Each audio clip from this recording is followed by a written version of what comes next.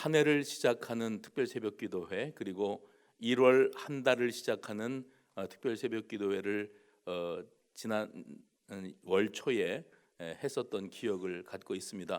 주제는 3일 동안 이 축복이라고 하는 주제로 말씀을 나누었습니다. 우리 모두가 다 새해 복 많이 받으십시오 하면서 복을 서로 축복을 하고 살지 않습니까?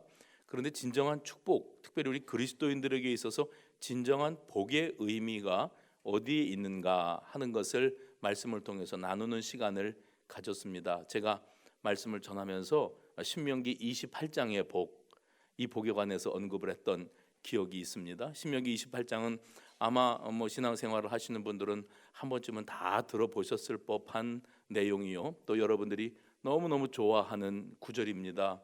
네가 하나님의 말씀을 듣고 지켜 순종하면 여호와 하나님께서 너에게 복을 주시되, 이렇게 시작을 하지요. 신명기 28장 1절에서 14절까지 복을 주시되 한 다음에 들어와도 복을 받고 나가도 복을 받고 떡반죽 그릇이 복을 받고 머리가 될지언정 꼬리가 되지 아니하고 무슨 일을 하든지 복을 주시겠다고 복을 막 쏟아부어 주십니다. 그러면 어떤 교회 성도들은요, 아멘 아멘 이러면서 받습니다. 복 너무 좋으니까, 새해 복을 받아야 되고 잘 돼야 되니까, 형통해야 되니까. 그래서 제 말씀을 나눌 때 신명기 28장을 놓고 말씀을 보면 조건절이 있습니다. 네가 하나님의 말씀을 듣고 지켜 행하면 여호와 하나님께서 너에게 복을 주시되 하면서 이런 복 저런 복을 막 주시겠다고 하셨는데, 그 복은 1절부터 14절까지 나와요. 신명기 28장이 14절까지 있지 않습니다. 15절부터 68절까지. 그 뒤에는요, 네가 여호와 하나님의 말씀을 듣고 지켜 행하지 아니하면 여호와 하나님께서 너를 저주하실 것이다. 저주하시되 들어와도 저주를 받고 나가도 저주를 받고 무슨 일을 해도 저주를 받고 되는 일이 없으며 하나님께서 너를 심판하시고 책망하시리라 하는 내용이 15절부터 68절까지입니다. 그러니 복 받는 거 그렇게 좋아하시는데 달랑 14절이고요. 그거에 3배 가까이 되는 내용이 심판과 저주입니다.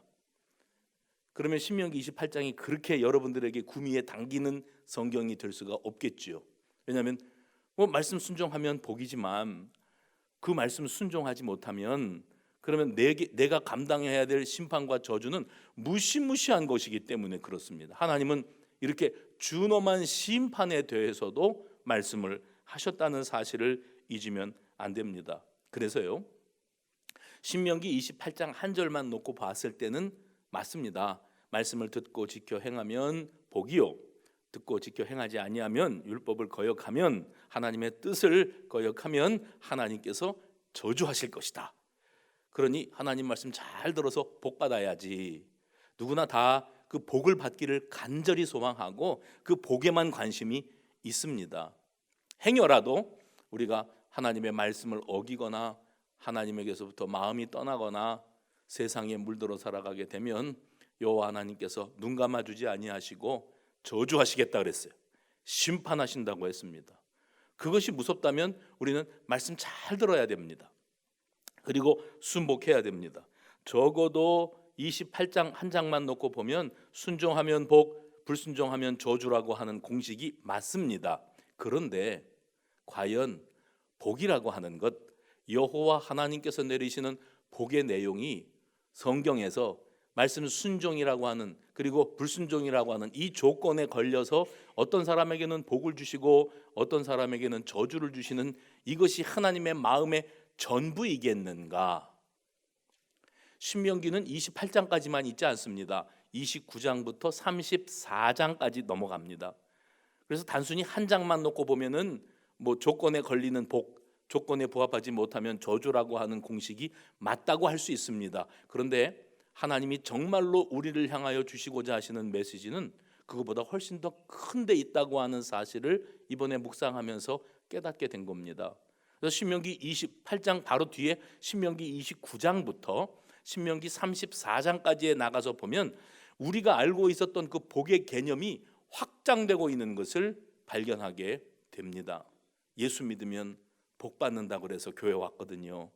예수 믿으면, 예수 믿어주면 그러면 부자 된다고 그래서 합격시켜준다고 그래서 승진될 줄 알아서 삶의 여건이 나아지고 사업이 번성하고 직장이 안정되고 자녀들이 형통하고 범사가 잘 될 줄 알아서 예배당에 왔거든요.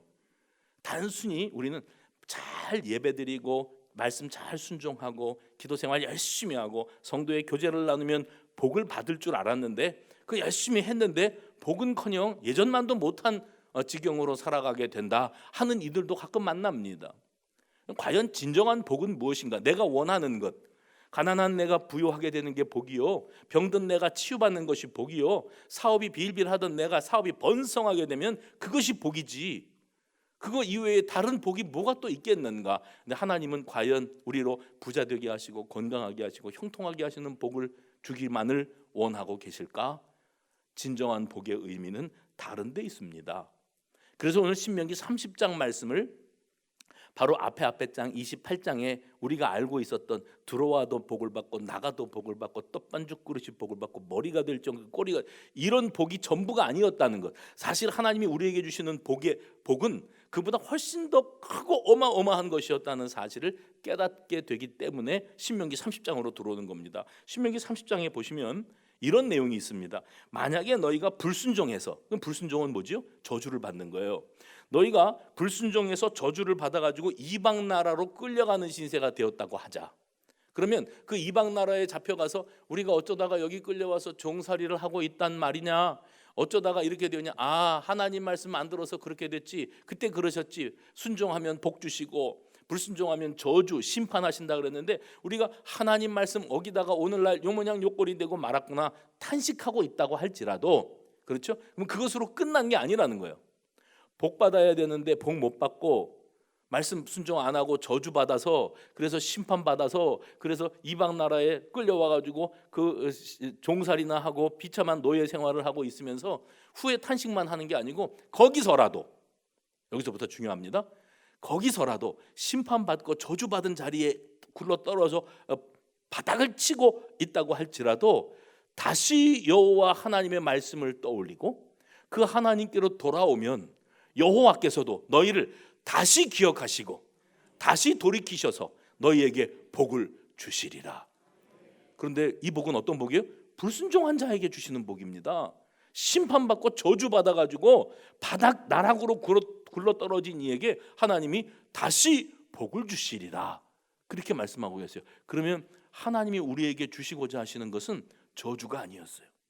지금도 우리 아버지는 우리가 잘 되기를 원하시고 우리가 복 받기를 원하시는 줄로 믿으시기를 바랍니다. 그러니까 우리는 이미 복을 받았어요. 복이 있는 사람입니다. 왜요? 그런 분을, 어떤 분입니까? 불순종해서 심판받고 저주받아서 바닥을 치고 있는데도 그 자리에서라도 하나님을 기억하고 하나님께로 돌아오면, 따라해 봅시다. 언제 그랬냐는 듯이 과거는 묻지 않으시고 완전 회복시키시고, 그리고 그 눈물을 닦으시고 상처를 싸매시고 치유하시고 회복시키시며 아버지와 아들의 관계, 아버지와 딸의 관계, 하나님의 자녀, 하나님의 백성이 되어주는 특권을 허락하시는 분이 우리 아버지니, 그 아버지를 내 아버지로 모시고 있으니 우리는 이미 지금 지지리도 복도 못 받고 궁상을 떨고 뭐 되는 일이 없고 속상하고 세상에 믿지 않은 사람들이 손가락질을 하잖아요. 너 예수 믿어서 잘 된 게 뭐냐, 그런 소리를 하고 있다 할지라도 저와 여러분은 이미 그런 아버지를 모시고 있기 때문에 복 있는 사람인 줄로 믿으시기를 바랍니다.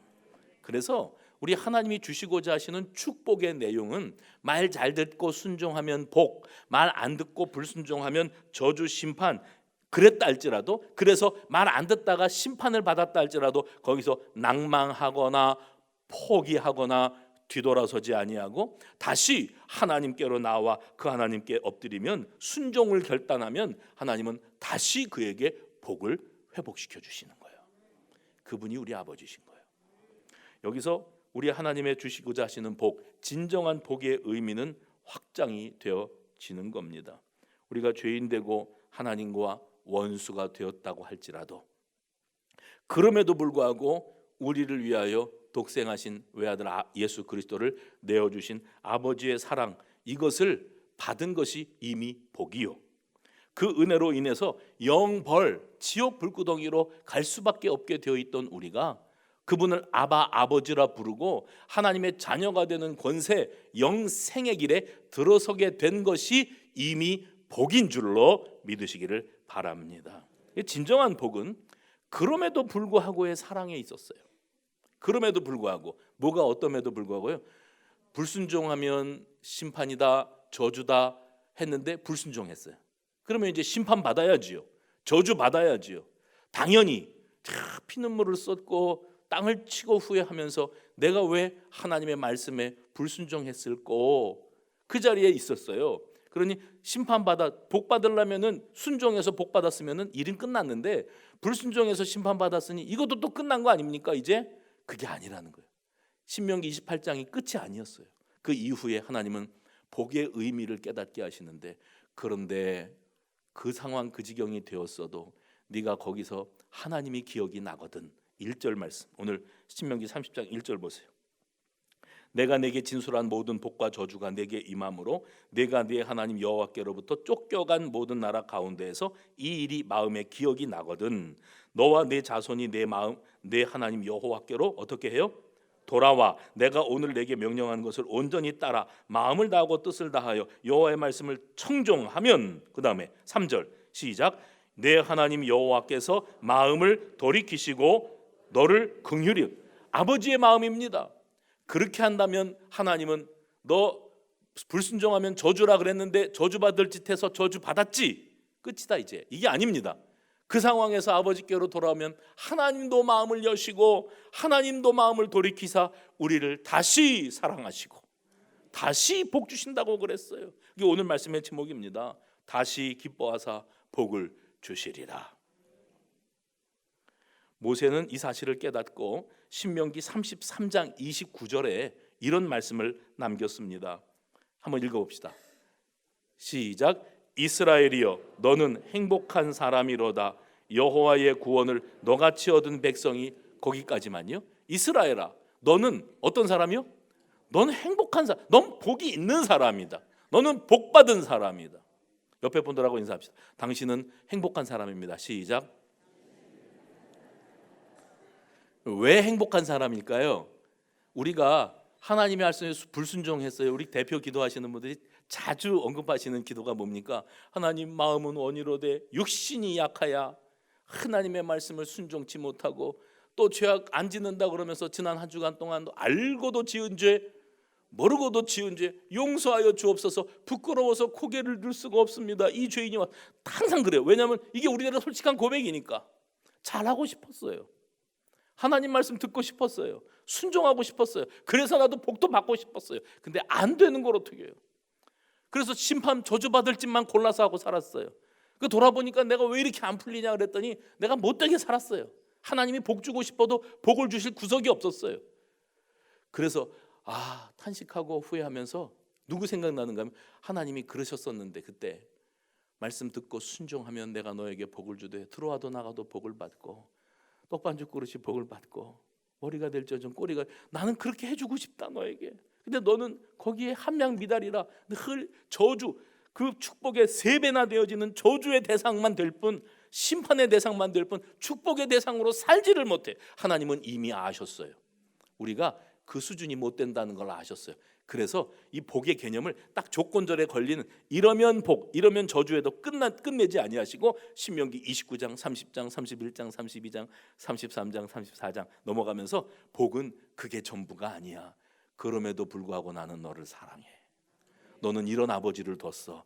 그러니까 너는 복이 있는 사람이야. 그래서 이거 깨닫고 모세가 오늘 여기 신명기 30장에서 뭐라고 표현을 했는가 하면 이스라엘이여 너는 행복한 사람이로다.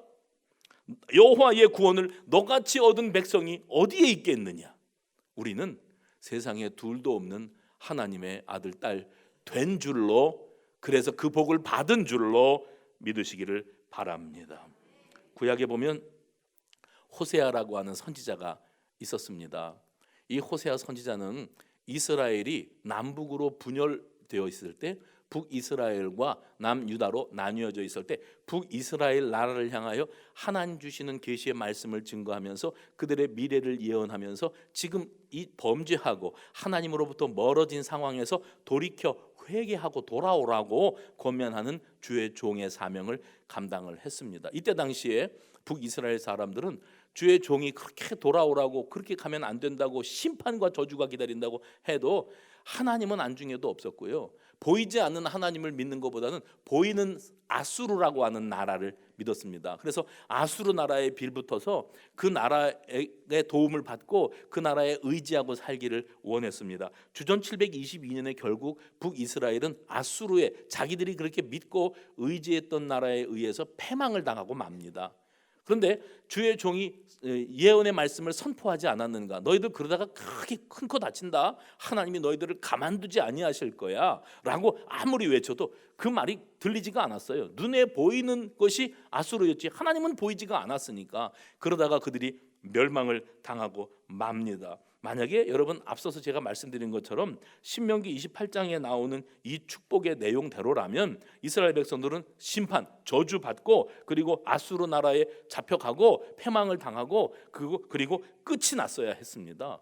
그런데 진정한 복이 뭐라 그랬어요? 그럼에도 불구하고 거기 끌려가고 그렇게 쫄딱 망한 상황에서라도 하나님이 기억나고 돌이켜 하나님께 용서를 구하고 회복을 시키시는 아버지를 믿고 나아갈 때에 하나님 아버지가 외면하지 아니하시고 그를 자녀 삼으시고 하나님 나라의 백성으로 삼아주시는데 그걸 깨닫는 것이 복이라고 말씀을 드리지 않았습니까? 그런데 오늘 이 북이스라엘 백성들이 여호와 하나님의 이 호세아 선지자를 통한 돌아오라는 메시지를 코로도 듣지 않았어요. 아수르 의지하다가 망하고 맙니다. 그런데 여기 또다시 그럼에도 불구하고의 사랑이 등장하지요. 하나님은 호세아라고 하는 선지자를 통해서 하나님의 심정을 고스란히 깨닫게 하십니다. 하나님의 심정을 고스란히 깨닫게 하는 거예요. 저는 이걸 어떻게 표현하고 싶은가 하면 강아지요. 강아지가 이쁘지 않습니까?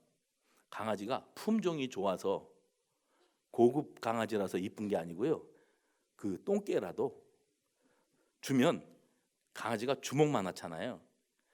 받아갖고 왔는데 제 경험으로 강아지를 받아왔는데 별로 혈통이 없어도 강아지니까 이쁘더라고요.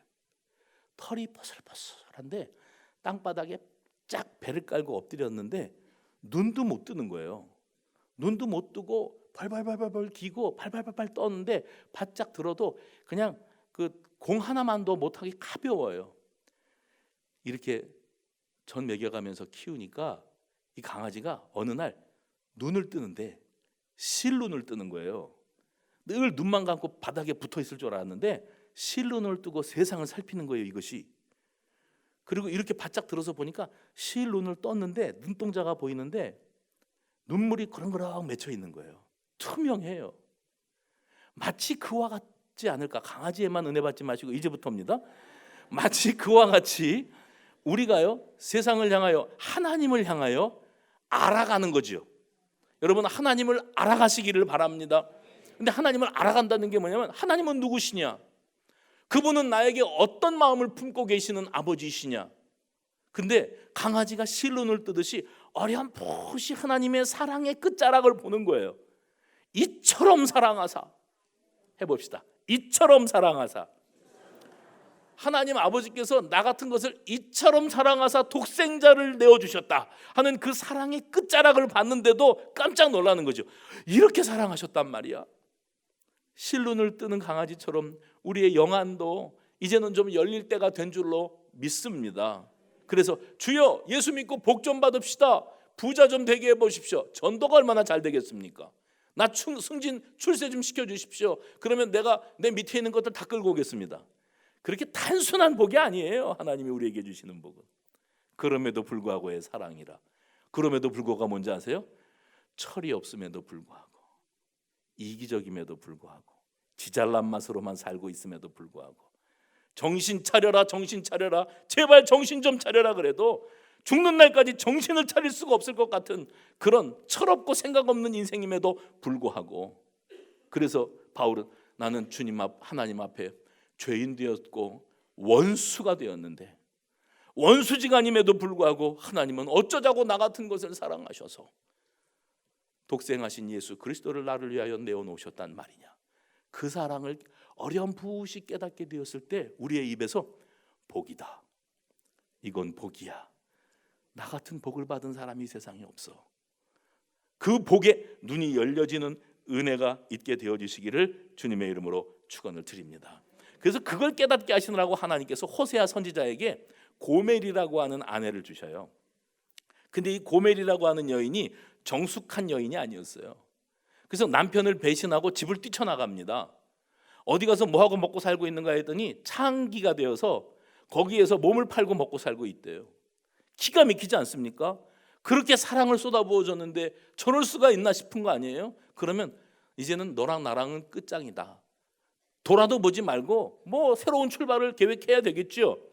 그런데 어쩌자고 이 호세의 마음에 어떤 마음이든, 그럼에도 불구하고 그 여자를 사랑하는 거예요. 나 싫다고 떠났는데, 그리고 지금 창기의 소굴에 들어가서 몸을 팔고 먹고 살고 있는데 그게 그렇게 보고 싶은 거예요. 그게 그렇게 사랑스러운 거예요. 그래서 보리쌀을 싸질머지고 찾아갑니다. 찾아가서 그 고멜이 있는 곳에 가서 그 주인에게 내가 저 여자의 남편인데 내가 이 여인을 찾아가야 되겠습니다, 내 사랑하는 내 여자입니다 하고 값을 지불하고 그 여인을 찾아와요. 이 여인은 마음이 어떠냐면 아직도 세상에 가 있어요. 세상에 헛된 곳에 헛바람이 들었어요. 잘 가르쳐 주시네. 세상에 헛바람이 들어있어요. 정신을 못 차려요. 그럼에도 불구하고 호세아는 보리쌀을 가지고 주인에게 안기고서 그걸 찾아, 이걸 구속이라고 그럽니다. 값을 지불하고 사오는 거지요. 그러면서 깨닫는 거예요. 강아지가 눕는 것처럼 어렴풋이 사랑이라는 게 뭐냐, 진정한 사랑이라는 게, 내가 저런 여자를 버리지 않고 내가 무슨 값을 지불하고라도 왜 도로 찾아오고 싶은 이런 마음은 도대체 왜 생기는 마음인지 나도 모르겠다. 세상 사람들이 관두라고 그런다, 넌 미쳤냐고 그런다. 근데 왜 나는 이 여자를 버릴 수가 없지? 저렇게 막대 먹은 여자를 왜 사랑하지? 돌이켜보니까 하나님이 나를 그렇게 사랑하시는 거예요. 내가 뛰쳐나가고 속색이고 뺀질거리고 시험에 들고 맨 입만 열면 상처받았어요, 시험 들었어요, 교회가 여기밖에 없어요, 나는 저 인간 꼴 보기 싫어서 딴 데가 있을래요, 그러는 거예요. 목회하면서 보니까 항상 준비돼 있어. 상처받을 준비, 시험 들 준비, 삐질 준비. 근데 하나님은요, 야, 넌 수준이 그거밖에 안 되냐? 그리고 버리자. 그럼에도 불구하고 네가 인격이 어떠하고 성품이 어떠하고 현재의 상황이 어떠하든지 나는 너를 사랑해. 다 덮자. 다 덮고 나는 너를 사랑해. 그래서 너 같은 인간을 살리기 위해서 나는 값을 지불한다. 그게 구속이라 그랬죠. 피값으로, 예수 그리스도의 피값으로 창기와 같은 이스라엘, 창기와 같은 우리들을 그 사시고, 여전히 죄악 가운데 굴러 빠져 있고 여전히 그 옛날의 과거의 습관을 버리지 못하고 아직도 관심 사는 세속과 더러운 것에 몰두되어 있는데 그거 알면서도 붙들어다가 끌어안아 주시는 거예요. 그게 아버지의 사랑이고, 그 사랑을 저와 여러분이 받았으니 우리는 들어와도 복을 받고 나가도 복을 받고, 그거 안 받아도 돼요. 이미 복을 받았어요. 그러니까는 모세가 그런 거예요. 이스라엘이여, 너희는 행복한 사람이로다. 너 아버지 잘 만났다. 정말 좋은 아버지를 두었구나. 우리 육신의 아버지는 완전하지 못하죠. 여러분 아버지 어땠어요? 우리 아버지 무서운 아버지, 우리 아버지 매정한 아버지, 입만 무거운 아버지, 우리 아버지는 무능하기 짝이 없는 아버지. 돈을 벌어 들여온 적이 없어. 우리 어머니 생활 능력만 키워놨어. 자식들 키우면서 우리 어머니는 고생. 우리 아버지는 한량이라 놀고 먹었어. 별 사람을 다 만나봐요. 육신의 아버지는 그래요. 물론 완벽에 가까운 아버지들도 있었겠지만 권위주의적이고 가부장적이고 큰 소리만 치고 공포 분위기로 가족을 이끌고 가는 그런 아버지. 근데 여러분이 만난 하늘 아버지는, 그 아버지는 사랑이세요. 그 아버지는 우리의 마음을 아시고, 우리가 그렇게 속색이고 그렇게 말 안 듣고 그렇게 헛짓만 하고 돌아다녀도 다 덮자. 나는 너를 너무너무 사랑해. 나는 너 없으면 안 돼. 그 사랑이 이미 우리가 받았으니 들어와도 나가도 뭐 떡반죽 끓이지 머리가 되고 꼬리 돼도 괜찮아요. 떡반죽으로 안 채워주셔도 괜찮아요. 들어와도 나가도 복 못 받고 살아도 괜찮아요. 이미 나는 아버지의 자녀가 되었으니 복을 받은 거예요. 할렐루야. 그 복이 진정한 복인 것입니다. 여러분은 돈이 찢어지면 이 메모하다가 메모장이 잘못 썼잖아요. 그러면 볼펜으로 찍찍찍 긋고 다시 쓰거나 아니면 찢어버리고 다시 쓰잖아요. 편지 한번 쓰려고 그러면 편지 쓰지들도 않으시지만 그냥 몇 장을 구겨서 버리잖아요. 돈은요. 돈을 쓰다가 잘못해갖고 찢어졌어. 에이, 찢어졌다, 못 쓰겠다, 버리고. 새 돈. 그러는 바보가 어디 있습니까? 돈은 똥이 묻어도 돈이에요. 그거는 깨끗이 씻어서 붙여서 써야 돼요. 왜요? 값어치가 있으니까. 그럼 가치를 이야기하는 거예요. 저와 여러분은 하나님 아버지께서 피값으로 사신 값어치 있는 존재라. 상처받고 또 성품이 삐딱해갖고 삐지기도 잘 삐지고 게을러 터지고 핑계거리만 찾고 예배당도 들락날락 하잖아요. 이 예배도 들락날락 하잖아요. 그래도 괜찮다. 나는 너를 그렇게 사랑해. 네가 언제든지 네 아버지 기억이 나서 아버지 천부여 의지 없어서 손들고 옵니다 하고 돌아오기만 하면 난 너 이미 잊었다. 호적에서 팠다. 너하고 나하고는 아무 상관없어.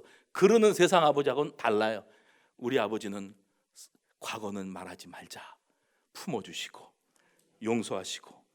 그 예전에 TV 프로그램을 오래전에 보다가 우연히 본 장면이 뭐가 있었냐면 그 장인인데 명품을 수선하는 장인이 있었어요. 이 사람은 가방을 고치는데 수백만 원, 비싸면 수천만 원 하는 가방, 명품 가방, 그 가방을 사람들이 갖고 오는데 써보신 분들은 알겠지만 별로 써보신 분들은 없게 생겼는데 명품 가방은요 수천만 원 하면 이게 오래되면은 닳아요. 닳아서 끊어지게 되는데 어디가 끊어지? 가방 끈 있지 않습니까? 가방 끈하고 가방 몸통 사이에 연결고리 있는 부분이 자꾸 돌기 때문에 거기가 닳아서 낡아지거나 끊어집니다. 그 다음에 가방 모퉁이 있잖아요. 이 코너 부분이 자꾸 이리저리 튀어서 벗겨집니다. 그러면 흉하지 않습니까? 버려야 될까요? 못 버리더라고요. 이게 몇백만 원 주고 산 건데 이렇게 기스가 나서 이렇게 상처가 많아서 또 오래돼서 헤어져 가지고 근데 갖고 와요. 그러면 명품 수선하는 사람이요, 장인이 딱 보고 견적을 냅니다. 그런데 그 견적이 얼마인 줄 아세요? 거의 새 거 사는 값에 가깝습니다. 그러면 새 거 사지. 저는 그 방송을 보면서 저걸 그냥 새 거 사지 뭘 또 저걸. 그런데 어떤 여자가 왔어요. 가방 맡긴 여자가 찾으러 왔어요. 리포터가 물어보는 거예요. 이 가방을 왜 고쳐서 쓰시려고 그러십니까? 그랬더니 이건 사연이 있는 가방이래. 근데 그 사연은 얘기 안 합니다. 사연이 있는 가방이고 의미가 있는 가방이기 때문에 내가 이걸 못 고치더라도 버리지 못하고 어디다가 고이 모셔놓고 늘 바라보면서 그 사연을 생각할 그 가방인데 혹시 하고 맡겨봤더니 깜쪽같이 고쳐주셨다고 돈 낼 거 다 내고 가져가면서도 코가 땅에다 뚫어 인사를 합니다. 값어치, 의미. 우리는 어떤 존재예요? 여러분 명품 가방만도 못해요? 찢어진 돈, 코 묻은 돈만도 못해요? 아니요. 우리 하나님은 우리를 예수 그리스도의 피값을 주고 사셨어요. 대속 값을 지불하고 우리를 사셨기 때문에 우리를 그냥 내던질 애가 내던질 수가 없으신 거예요. 그러니 사랑하시고 복 주시고 잘되게 하시되 더 잘되기를 원하시지. 이제라도 네가 더 잘되기 그 복받을 일을 위하여 잘못했기 때문에 복을 못 받고 저주를 받아 지금 그렇게 살고 있어도 이제라도 내게로 돌아와 하나님 아버지를 찾으면 그러면 나는 아무것도 묻고 따지지 않겠다. 너랑 나랑은 다시 회복되는 거야. 나는 그렇게 너를 사랑해. 그것이 우리 아버지의 마음인 줄로 믿으시기를 바랍니다. 신명기 28장에 복받는 조건절에다가 복받을 조건을 딱 한 절 걸어놓고 1절부터 14절까지 이래도 복을 받고 저래도 복을 받고 말씀하셨던 하나님은 눈치채셨어요. 그런데 얘들이 이렇게 하면 복 받는데 이것도 못할 것 같아요. 수준이. 그럼 이렇게 못하면 저주받는다 그러는데 딱 저주받게 생겼어요. 하는 꼬락서니가. 그래서 신명기 30장에 들어와서 뭐라 그러냐면 너희들이 만약에 저주를 받게, 내가 원치 않지만 만약에 저주를 받는 상황이 되고 그래서 참 후회 막심한 인생을 살고 있다 할지라도 거기서라도 아버지가 기억났으면 좋겠구나. 그래 아버지가 생각나서 아버지 품으로 돌아온다면 나는 너희들을 다시 용서하고 다시 복을 줄 거야. 그 뭐예요? 복 주시기를 원하시는 하나님은 복과 저주를 말씀하시면서도 저주받게 하고자 할 마음이 이만큼도 없었던 거예요. 진짜 짧은 구절이지만 그 복을 다 우리에게 주시고 그 이상의 것을 주시기를 원하셨고 그것을 우리가 강아지가 눈 뜨는 것처럼 어렴풋이라도 그 하나님의 은혜의 끝자락이라도 그 사랑의 크고 넓은 하늘을 두루마리 삼고 바다를 먹물을 삼아서 바닷물을 먹물로 찍어갖고 하나님의 사랑을 하늘 두루마리에다가 써도 다 기록을 못한대요. 어떤 시인이 나는 그 구절을 생각해놨는지 기가 막히는 거예요. 그 사람은 정말 하나님의 사랑의 끝자락을 본 사람이에요. 그러니 그런 표현을 할 수 있지 않았겠습니까? 우리도 살다가 문득 아버지가 보고 싶다, 아버지의 사랑이 그립다 하거든. 그런데 나는 아버지에게서부터 너무 멀리 떠나와 있구나 하고 주저앉지 마시고 거기서라도 이제라도 아버지께로 돌이키면 우리 주님은 우리에게 복을 주시는 줄로 믿으시기 바랍니다. 이미 우리는 그런 아버지를 둔 것이 복이라. 그러니 내가 알고 기대하는 복보다 더 큰 복의 진정한 축복의 의미가 여기 신명기에 담겨 있고 그 복은 이미 저와 여러분이 누리고 있는 복인 줄로 믿으시기를 바랍니다. 호세아서에 보면은 내가 다시 기뻐하사 복을 주시리라고 하셨던 신명기 30장의 말씀과 같은 말씀이 나오는데 그 말씀은 어떤 말씀인가 하면 내가 너희들이 포로되었던 자리에서 돌아오기만 하면 내가 그들의 반역을 고치고 즐거이 그들을 사랑하리니. 그런 구절이 해봅시다. 내가 너희의 반역을 고치고 기쁘게 그들을 사랑하리라. 너희들이 잘못된 길로 갔어도 고쳐가면서 내가 쓸 거야. 사람 만들어가면서 사랑할 거야. 철이 들게 만들면서 내가 너희들을 사랑하고 축복할 것이다. 이렇게 말씀하고 계시는 겁니다. 명품 가방은요, 의미와 가치 때문에 버리지 못하고 고쳐서 다시 쓰는 것처럼 돈은 찢어지고 뭐가 묻어도 그거 다시 붙이고 털어내면서 쓰는 것은 그것이 가치가 있기 때문이죠. 버릴 수가 없는 것인 것처럼 우리가 땅의 것, 두고 갈 것, 여기에 몰두하고 사느라고 하늘의 것, 영원한 것을 생각하지 못하는 어리석은 선택을 하고 있다고 할지라도 하나님은 결코 우리를 포기할 수 없는 줄로 믿으시기를 바랍니다. 하나님 아버지는 집 나간 탕자와 다를 바가 없는 이스라엘 백성들을 포기하지 못하셨습니다. 그리고 기다리셨어요. 그리고 기어이 그들을 되찾으심으로 하나님의 구원의 큰 그림을 완성하신 줄로 믿으시기를 바랍니다. 누가복음 15장에 나오는 이 탕자가 집에 돌아오는 장면이 있어요. 여러분 아시는 것처럼 이 탕자는 둘째 아들입니다. 이스라엘 백성들은 아들이 둘이 있을 경우에 아버지가 유산을 물려주는데 큰 아들에게 2배를 주고 3분의 2를 주고 작은 아들에게는 3분의 1을 준다고 그랬어요. 그러니까 이 작은 아들은 생각을 하는 거예요.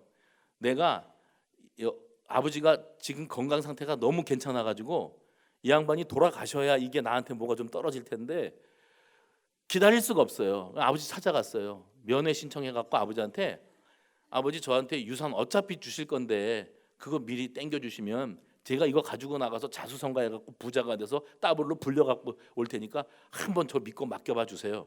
아버지가 압니다. 뭘 알아요? 이 돈을 주면 지가 땀 흘려서 벌은 돈이 아니기 때문에 가지고 나가서 지금 하고 싶은 짓이 있어요. 못된 짓, 타락하는 짓, 방탕한 짓, 헛짓을 할 걸 알아요. 그리고 빠른 시간 안에 다 탕진하고 빈털털이 되고 거리의 노숙자, 거렁뱅이 꼴이 될 거를 알고 계세요. 돼지 우리간에 들어가서 쥐엄열무 주워 먹으면서 아버지가 있는데 내가 여기서 지금 뭐 하고 있는지 몰라. 이제 아버지한테 돌아가자. 가서 아버지 제가 왔어요. 저 아들로 온 게 아니고요. 그냥 종의 하나로 써주시면 좋겠어요. 그러고 올 것까지도 아버지는 다 알고 계셨어요. 근데 아들이 기어이 돌아오잖아요.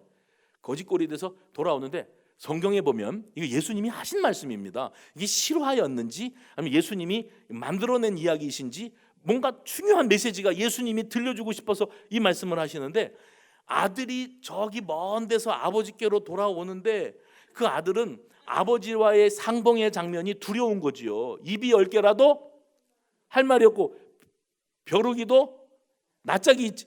그러니까 미안하고 부끄러워서 고개도 못 들고 터덜터덜 배도 고프고 들어오는데 아버지가 먼저 아들을 알아보았다. 이게 무슨 말이죠? 아버지는 아들이 저쪽으로 올 거를 알고 있었고 이제 올 때가 된 걸 알고 있었고 이제나 저제나 기다리고 계셨던 거예요. 돌아왔어요. 돌아와가지고 아버지 할 말이 없습니다. 아버지 말대로 됐습니다. 제가 이렇게 실패자, 낙오자가 되고 말았습니다. 했으면 저는 종이나 시켜주십시오. 굶지만 않게. 그러면 얼른 가서 저 빗자루 들고 마당이나 좀 쓸어라. 넌 종이다.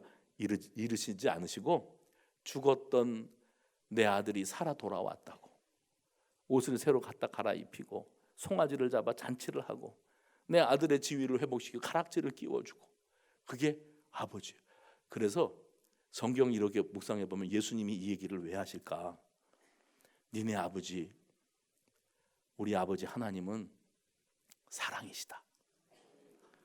그분은 과거를 묻지 않으시고 지금 이 순간에 너의 삶의 모습도 기억하기를 원치 않으시고 단지 네가 이제라도 복 주시는 하나님을 기억하고 그 아버지께로 돌아오기만 하면 아버지는 너를 다시 기뻐하시고 회복시키시고 너에게 은혜를 부어주시는 참 아버지시다. 너희들은 정말 좋은 아버지를 두었단다. 예수님이 그거 가르쳐주고 싶은 거예요. 그 아버지가 우리 아버지인데 내 아버지인데 그 아버지는 나를 십자가에다 갖다 박으시고 못 박아 죽게 하시고 너희들을 살리시기를 원하시는 아버지시거든. 너희는 진짜 좋은 아버지 만났다. 그게 복이야. 그 복을 받은 것을 알기나 알아? 맨날 하나님 어디서 뭐하고 계세요? 나 돈 좀 달라니까요. 하나님 나 병 좀 고쳐주시지. 지금 뭐하고 계세요? 우리 애는 왜 직장에 취직을 못하는 거예요? 우리 딸 왜 시집을 안 보내주시는 거예요? 맨날 그러지만 말고 네가 진짜 복 받은 사람인데 하나님이 너를 얼마나 사랑하시는데 이스라엘이여 너희는 행복한 사람이로구나. 탕자 같은 우리들을 향해서 고멜 같은 우리들을 향해서 너는 남편 잘 만났구나. 너는 아버지를 잘 만났어. 어떤 분이세요? 그분은 사랑이세요. 우리는 무슨 덕을 보고자 예수 믿기 이전에 예수를 나의 구주로 보내신 아버지의 사랑을 깨닫고 그 사랑의 실론이라도 뜨고 그리고 감격해서 이미 내가 복 중에 복을 받은 사람임을 깨닫고 그 하나님 앞에 감사하며 이제 다시는 아버지 곁을 떠나지 아니하고 예배가 회복되고 기도가 회복되고 찬양이 회복되고 성도의 교제가 회복되고 하나님 앞에서 이 영적인 삶이 복구되어지는 은혜가 저와 여러분에게 있게 되어지시기를 간절히 소망합니다. 그래서 오늘 본문에 이런 묘사가 있어요. 내가 네게 말한 모든 복과 저주가 네게 임함으로 내가 네 하나 1절입니다. 네 하나님 여호와께로부터 쫓겨간 모든 나라 가운데에서 이 일이 마음에 기억이 나거든. 너와 네 자손이 네 하나님 여호와께로 어떻게 해요? 돌아와 내가 오늘 내게 명령하는 것을 온전히 따라 마음을 다하고 뜻을 다하여 여호와의 말씀을 청종하면 네 하나님 여호와께서 마음을 어떻게 하세요? 하나님이 마음을 돌이키시고 너를 긍휼히 여기시고 너를 돌아오게 하시리니 너를 모으시리니 너를 이끄실 것이라. 이게 4절까지 나오는 이야기예요. 저는 이 말씀을 묵상하면서 한 가지 깨달았습니다. 탕자가요 사실 자기 발로 돌아온 것처럼 보이지만 그게 아니었다는 거예요. 자기 발로 돌아온 게 아니라 알고 보면 아버지의 사랑이 이 아들의 마음을 거기서라도 움직였는 줄로 믿으시기 바랍니다. 지금 돌아가면 우리 아버지가 적어도 종살이라도 나를 내치지는 않을 것이다 하는 그 믿음이 그로 아버지께로 돌아갈 용기를 갖게 되었다는 거예요. 그게 바로 이미 그가 받은 복이 아버지 사랑, 아버지 사랑. 그 사랑에 눈을 뜨게 되어지는 거죠. 말씀 순종하면 복, 불순종하면 저주. 신명기 28장만 놓고 보면 이 공식은 맞아 떨어집니다. 그런데 그것이 다가 아니었다니까요. 모세는 하나님은 이런 하나님이시다 우리에게 신명기 30장 32장 넘어가면서 하나님의 사랑을 우리에게 깨우쳐주고 있는데 너희가 불순종해서 혹여라도 먼 나라에 끌려가 탄식으로 세월을 보내고 있다 할지라도 거기에서라도 주님 앞으로 돌아올 생각을 하면 주님도 너희가 돌이킬 때에 너희에게 다시 복을 주시리라. 너희를 기뻐하사 다시 복을 주시리라.